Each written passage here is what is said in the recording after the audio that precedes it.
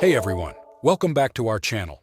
Today, we've got a super useful tutorial for you. We're going to walk you through the steps of resetting and setting up your home router.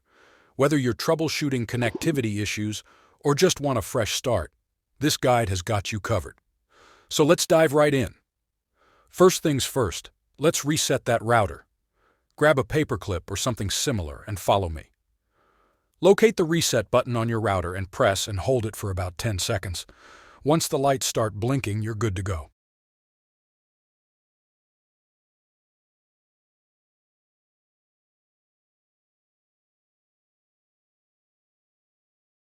Easy, right? Now, on to the next step. Now that our router is back to square one, let's access the settings.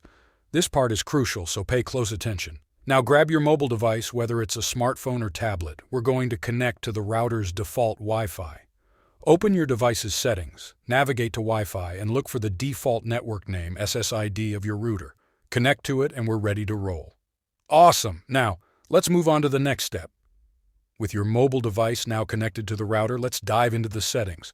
Open your mobile browser and enter the router's IP address, often found on the bottom of your router or in the manual.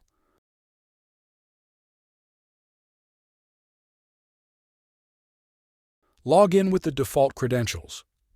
Great job! We're halfway there. Now, let's personalize your router settings right from your mobile device.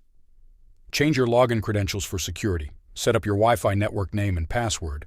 Choose your encryption method or security mode.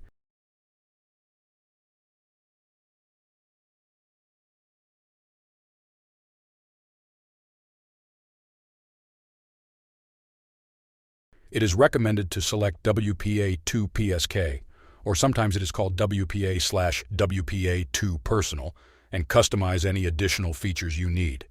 You're doing fantastic! Just a couple more steps. Time to seal the deal. Save your changes and initiate a quick reboot, all from your mobile device.